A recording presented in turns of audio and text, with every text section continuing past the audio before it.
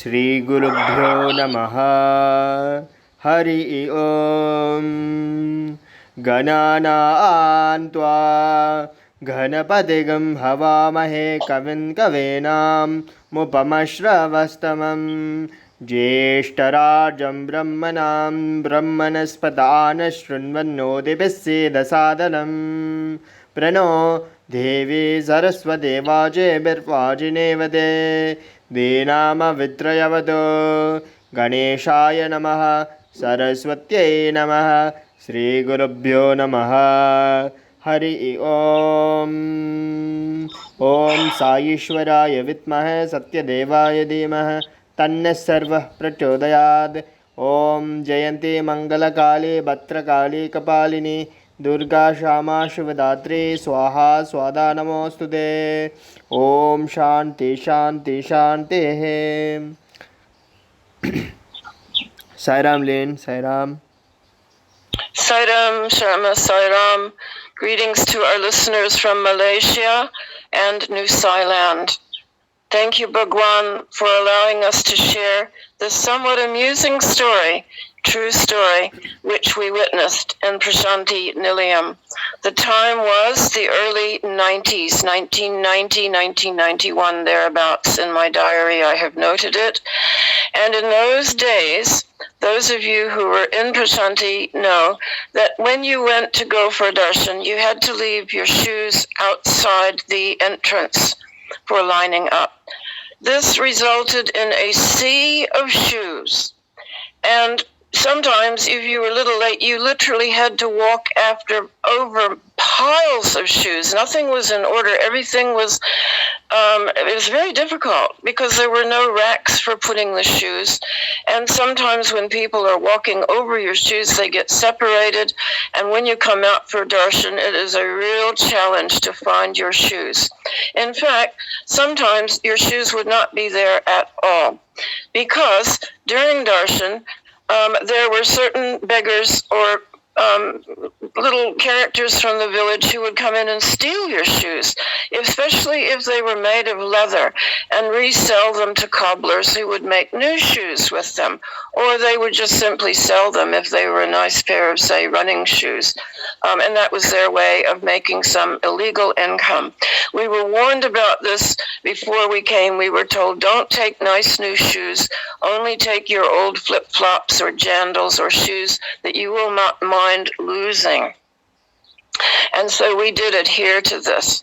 But one day we noticed a new devotee had arrived from, I think he was from Holland, that's right.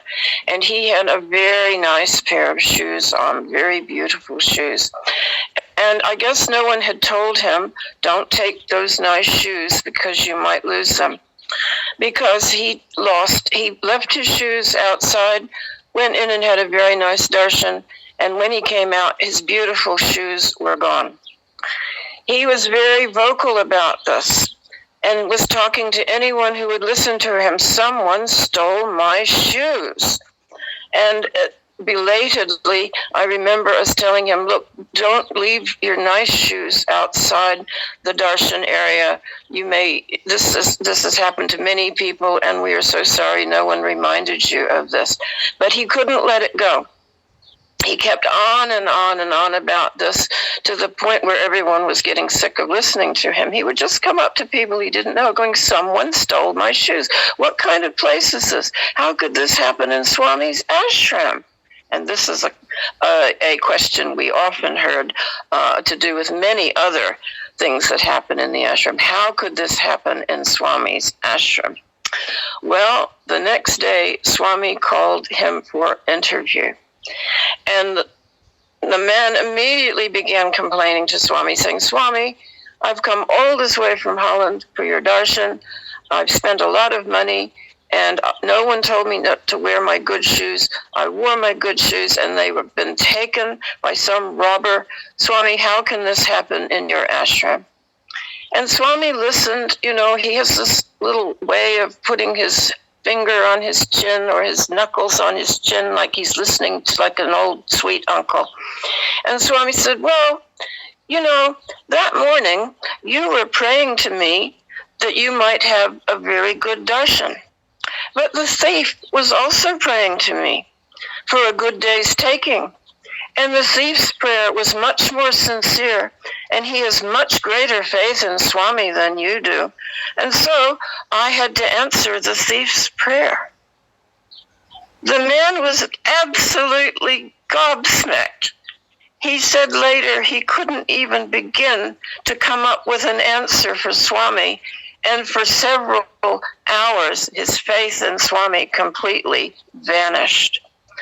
He was saying, how can this happen? How can Swami let a thief steal my shoes? I thought he was God. And I remember thinking to myself, what is the lesson here? Swami only requires one thing, and that is faith in Swami. Our faith in Swami must be absolute. And Swami pointed out that what you do with the physical body, and that's actions that you do with the physical body, with your hands, with your feet, with your lips, doesn't matter so much in the big picture. In the longer story, the bigger picture of things, Swami said, I only look at the heart. When I look at each one of you, I'm not seeing this physical body of yours, your hair, your eyes, what you are wearing, what kind of watch you have, what kind of shoes you're wearing. No, I only look at the heart. If the heart is pure, what you do with the physical body in the long run doesn't matter so much. This was a shocking revelation to me. It didn't come for some time. I came across this quotation. I can't even quote the reference, but I copied it down in my diary, and I look at it to this day.